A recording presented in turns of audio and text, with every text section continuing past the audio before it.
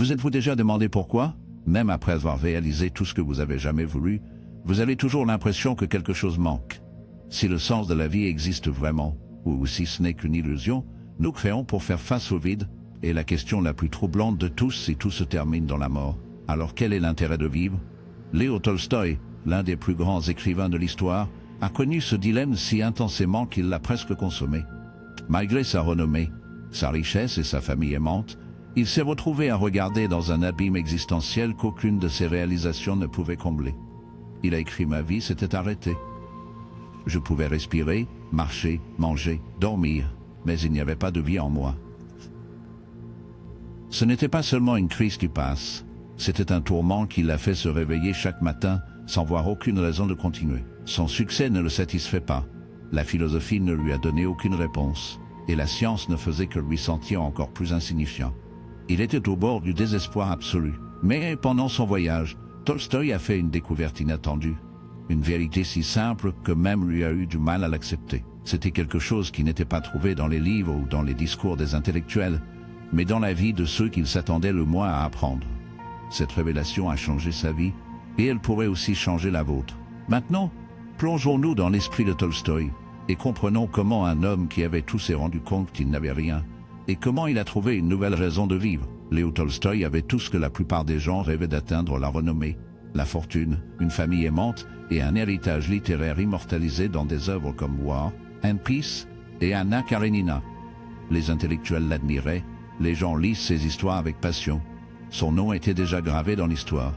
Mais ironiquement, c'est au sommet de son succès qu'il s'est retrouvé submergé par une angoisse insupportable. Il y avait quelque chose en lui qui ne pouvait pas être rempli par des applaudissements ou de la reconnaissance. Le succès qu'il avait accompli, au lieu de lui apporter la paix, n'a fait qu'intensifier le vide. Chaque matin, il s'est réveillé avec un sentiment étouffant, comme s'il était consommé par une pensée récurrente et terrifiante: si tout se termine dans la mort, alors pourquoi rien que j'ai accompli ne me rend heureux? Tolstoï a comparé son existence à un voyageur perdu dans une forêt sombre, fuyant désespérément une bête invisible. La bête était la mort. Il savait que c'était toujours caché, attendant le bon moment pour frapper. Mais il a également réalisé quelque chose de plus effrayant: tout ce qu'il a fait pour s'échapper ne semblait que reporter l'inévitable. Pour beaucoup, le succès et le sens de l'objectif sont pratiquement synonymes. La société nous enseigne que la réalisation de grandes choses, la reconnaissance et la construction d'un héritage sont les voies vers une vie significative. Mais que se passe-t-il lorsque vous y arrivez et découvrez que le sentiment de vide reste, ou pire, quand il s'intensifie? Ce fut la révélation la plus pénible de Tolstoï. Il avait suivi le chemin que tout le monde considérait bien, et à la fin, il n'a trouvé qu'un silence vaste. Rien ne semblait assez. Il a réalisé que le bonheur qu'il recherchait semblait toujours exister dans le prochain objectif: un nouveau livre, un nouveau projet, une nouvelle réalisation. Mais chaque fois qu'il atteignit ce qu'il voulait, la joie était temporaire, comme l'eau glissant à travers ses doigts. Cette frustration était dévastatrice, non seulement parce qu'il ne pouvait pas trouver de but, mais parce qu'il a vu que ce sentiment était beaucoup plus courant qu'il ne semblait. Il a regardé autour de lui et a remarqué que beaucoup de ses amis intellectuels et artistiques se noyaient également dans un vide similaire. Des gens qui, à l'extérieur, semblaient avoir tout sous contrôle, mais à l'intérieur s'effondraient. C'était une souffrance silencieuse déguisée en succès. Tolstoï a commencé à se demander: la vie a-t-elle toujours été de cette façon? Et je ne le réalise que maintenant? Ce doute l'a conduit dans un cycle de réflexion obsessionnelle. Il ne pouvait plus se concentrer sur son écriture, n'a trouvé aucun plaisir dans les activités qu'il aimait autrefois, et même sa famille, la seule chose qu'il valorisait profondément, ne pouvait pas faciliter son angoisse. Le problème était simple: le temps passait, et de plus en plus, il sentait qu'il perdait sa propre vie sans vraiment le vivre. Et si le succès était une illusion? Et si tout ce qu'il avait construit n'avait pas de vrai sens? L'agitation s'est transformée en désespoir quand il s'est rendu compte que peu importe ce qu'il faisait, la destination finale était la même pour tout le monde: la mort. Et pas seulement le sien, son héritage, ses livres, son influence, tout disparaîtrait un jour également. Si même les plus grandes civilisations de l'histoire s'étaient s'estomper dans l'oubli, pourquoi la vie d'un seul homme aurait-elle une signification durable? Le succès ressemblait à une promesse brisée. Le monde lui avait dit qu'une fois qu'il avait réalisé tout cela, il trouverait l'accomplissement, mais ce qu'il a trouvé à la place était un vide en constante augmentation. Et le pire, maintenant qu'il avait vu cette vérité, il n'y avait pas de retour. C'était comme s'il avait ouvert une porte qui ne pourrait plus jamais être fermée. Le doute a commencé à le consommer. Si tout ce qu'il avait poursuivi dans la vie était une illusion, alors où devrait-il demander un sens? Philosophie, science, religion?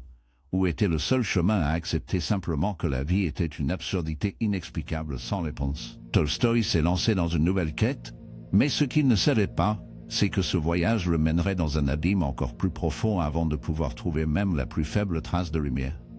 Tolstoï, le vide à l'intérieur de Tolstoï n'était pas quelque chose qu'il pouvait simplement ignorer. Il avait besoin de réponses, quelque chose qui pourrait rationnellement expliquer pourquoi la vie valait la peine d'être vécue. Pourquoi il devrait continuer à exister même s'il savait que tout se terminerait par la mort. Et pour trouver ces réponses, il a fait ce que tout grand intellectuel ferait, il a plongé dans la philosophie. Tolstoï croyait que les plus grands penseurs de l'histoire humaine devaient faire face à la même angoisse, et que quelque part caché dans les pages des grands traités philosophiques, il trouverait une solution. Il a donc commencé sa recherche. Il a lu Platon, Aristote, les existentialistes, les sceptiques, les rationalistes. Il a demandé des explications en sciences, éthique, moralité et logique. Mais à sa grande surprise, plus il lisait, plus il devint désespéré. La philosophie, au lieu d'offrir un soulagement, n'a fait qu'aggraver sa crise. Schopenhauer, par exemple, avec son pessimisme implacable, semblait confirmer les pires craintes de Tolstoï à vie, était un cycle sans fin de souffrance, sans but ultime. Kant, avec son analyse de la raison pure, a montré que le sens de la vie n'était pas quelque chose qui pouvait être rationnellement prouvé. Nietzsche a rejeté tout concept de but prédéfini et a vu la recherche de sens comme rien de plus qu'une construction humaine. Rien de tout cela n'a résolu le problème. Au contraire, ces idées n'ont renforcé la notion que l'existence était arbitraire. Juste une pièce dénuée de sens dans un théâtre cosmique. La science a été prouvée, Nietzsche a rejeté tout concept de but prédéfini et a vu la recherche de sens comme rien de plus qu'une construction humaine. Rien de tout cela n'a résolu le problème. Au contraire, ces idées n'ont renforcé la notion que l'existence était arbitraire. Juste une pièce dénuée de sens dans un théâtre cosmique. La science était encore plus brutale. Alors qu'il étudiait la biologie et la physique, Tolstoï a rencontré un univers indifférent, régi par des lois froides et impersonnelles.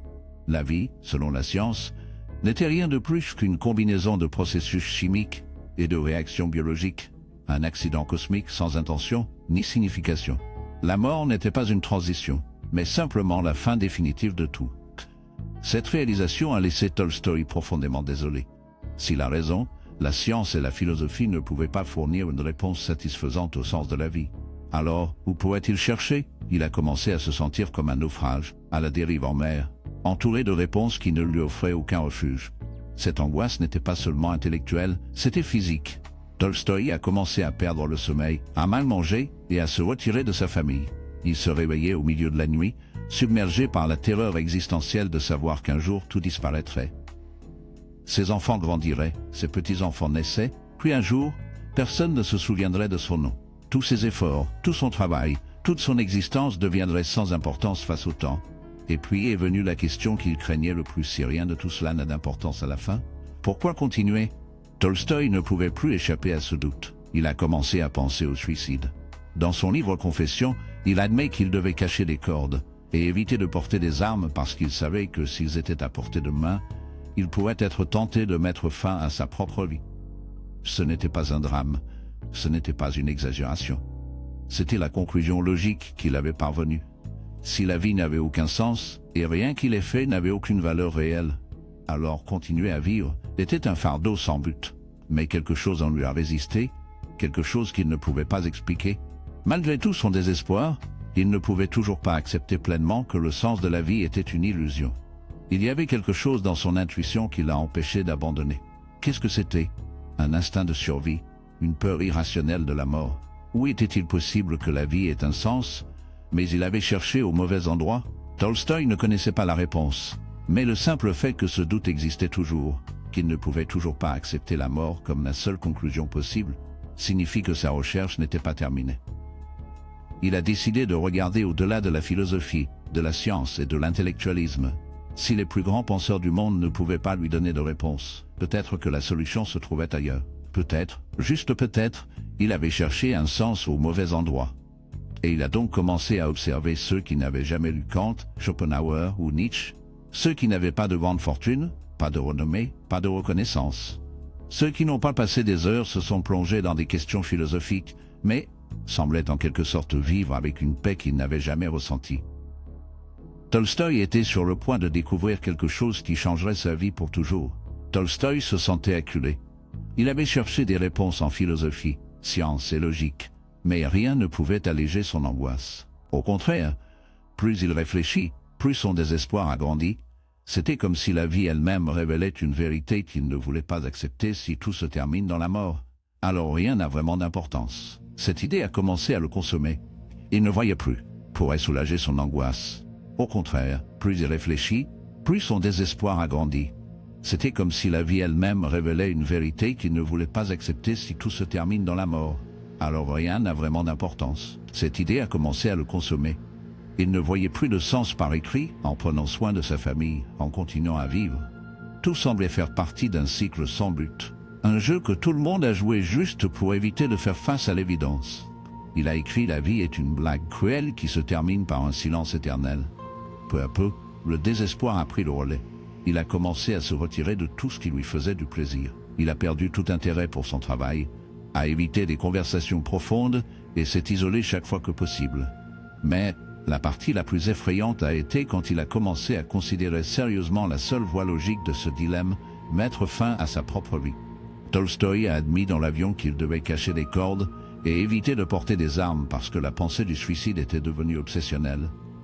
Il s'est constamment retrouvé à demander pourquoi ne pas simplement terminer tout maintenant. C'était une question qui, avec chaque jour qui passe, est devenue plus difficile à ignorer. Et pourtant, quelque chose en lui a résisté, quelque chose d'inexplicable l'a empêché de faire cette dernière étape. Il ne savait pas exactement ce que c'était. C'était un instinct, une peur inconsciente ou une vérité qu'il n'avait pas encore vue. Mais cette petite hésitation a empêché l'effondrement total. Il a réalisé que s'il y avait encore quelque chose en lui qui ne voulait pas abandonner, alors peut-être que sa recherche n'était pas encore terminée. Si les réponses des philosophes ne lui avaient apporté aucune paix, et si le suicide ne semblait pas être une vraie solution, alors une seule alternative restait chercher un sens où il n'avait jamais regardé auparavant. Et donc, Tolstoï a commencé à observer les gens autour de lui d'une manière différente. Il a commencé à prêter attention à ceux qui, malgré la richesse, la renommée ou les connaissances, semblaient vivre sans ce tourment. Ces personnes, les paysans, les ouvriers, les agriculteurs, n'ont pas lutté avec les mêmes angoisses existentielles. Ils n'ont pas passé des nuits blanches à remettre en question le sens de la vie. Ils vivaient simplement avec simplicité, avec acceptation, et ils semblaient en quelque sorte plus en paix que toute grande Tolstoï intellectuelle. Cela l'a profondément intrigué. Comment quelqu'un qui n'avait rien au-delà des bases pourrait être plus satisfait que lui? L'un des hommes les plus influents de la Russie? Qu'est-ce que ces gens savaient qu'ils ne l'avaient pas fait? Sans s'en rendre compte, Tolstoï était sur le point de découvrir une vérité qui changerait à jamais sa compréhension du sens de la vie. Tolstoï a commencé à observer ceux qui n'avaient jamais lu Kant, n'ont jamais débattu de Schopenhauer, et ne se préoccupaient pas de la logique de Nietzsche. Les paysans, les humbles ouvriers, les artisans, les gens qui, à première vue, semblaient vivre dur sans luxe ni réalisation grande. Mais contrairement aux intellectuels et aux nobles qu'ils connaissaient, ces gens n'étaient pas désespérés. Ils se sont réveillés tôt, ont travaillé dur et ont fait face à des difficultés quotidiennes, mais sans le poids écrasant de l'angoisse existentielle. Ils ne cherchaient pas désespérément le sens de la vie parce qu'ils semblaient déjà y vivre. Ce Tolstoï intriguait. Comment ces gens, qui devraient logiquement se sentir encore plus désespérés de l'existence, vivraient-ils avec une telle paix? Comment ont-ils réussi à aller de l'avant sans se perdre dans le doute? La réponse est venue simplement, mais profondément ils ne pensaient pas au sens de la vie.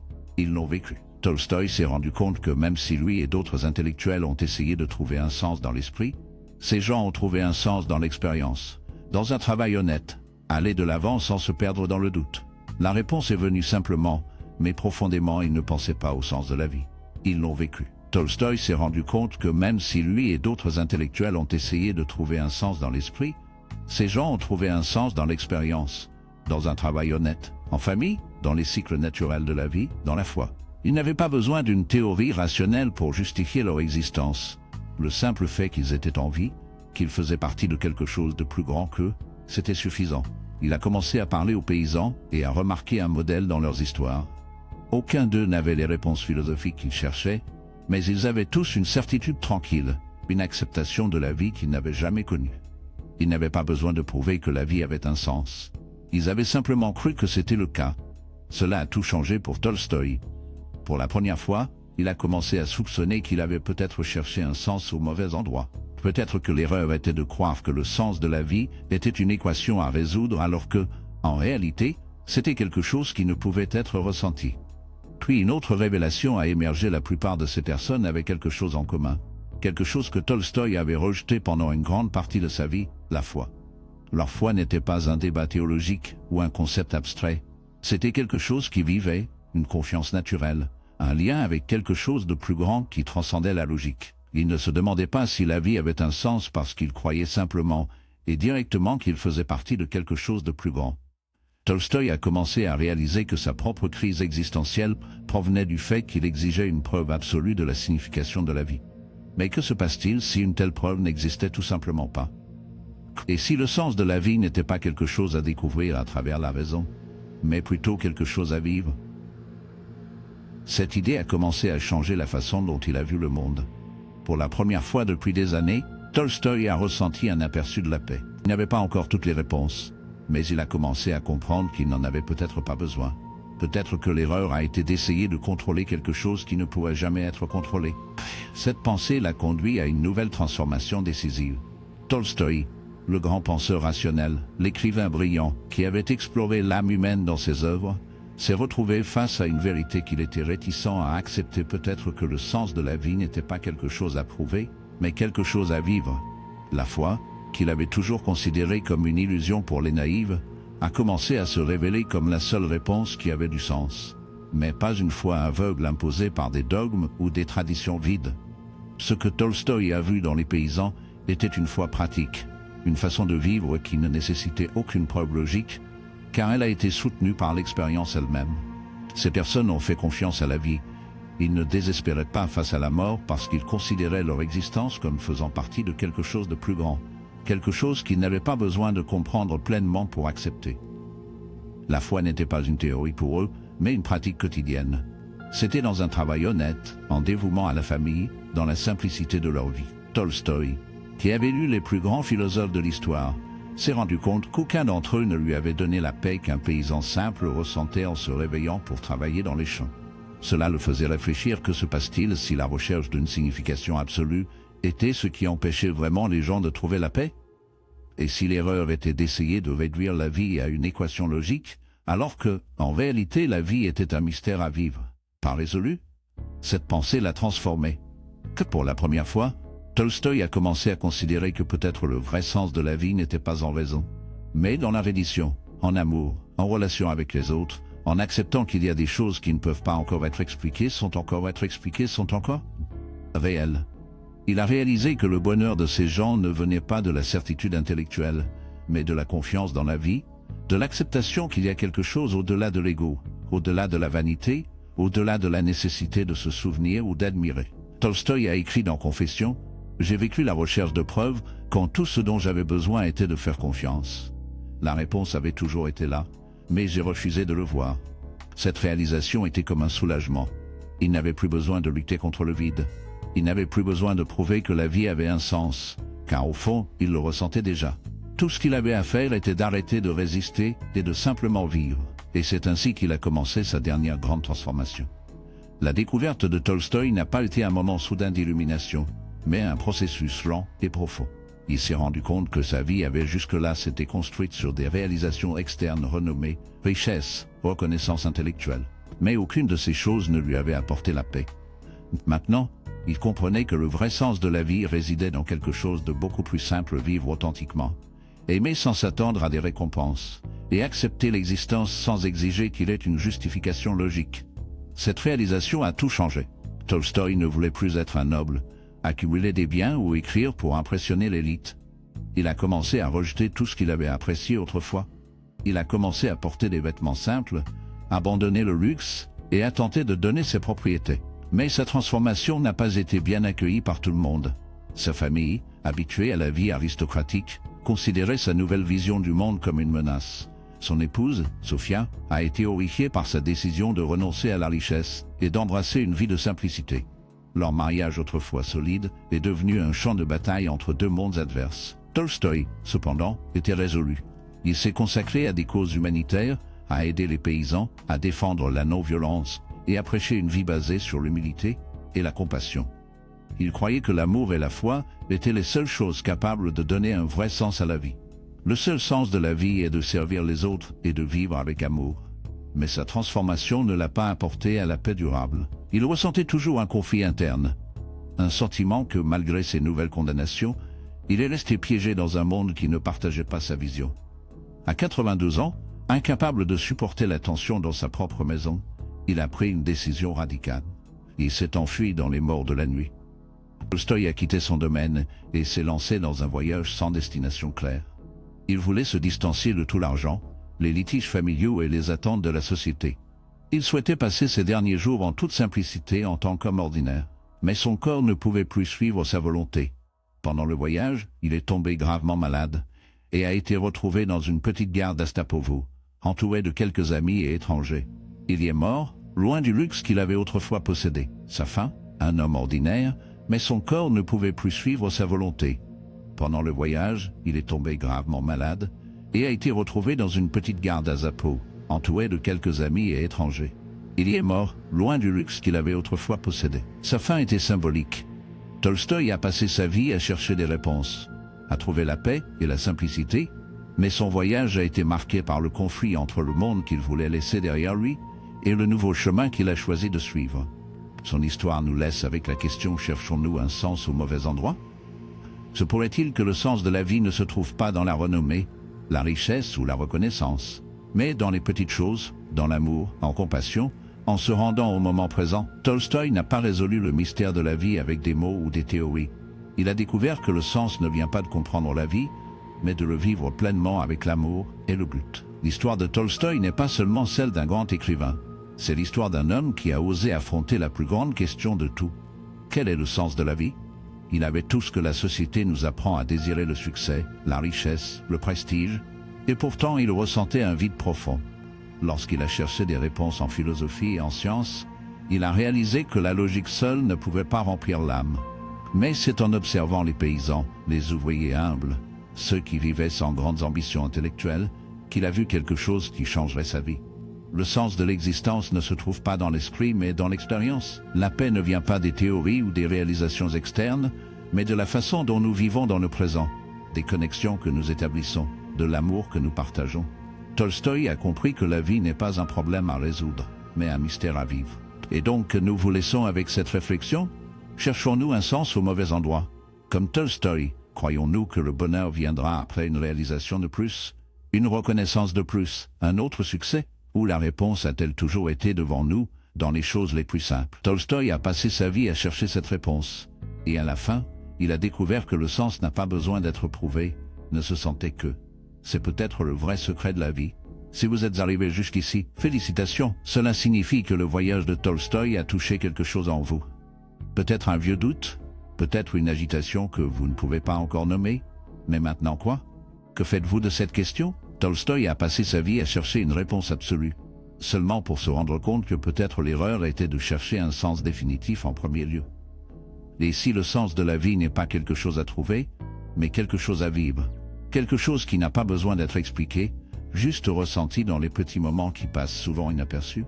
Maintenant, permettez-moi de vous demander, qu'est-ce qui en vaut la peine? C'est une question à laquelle vous pouvez répondre.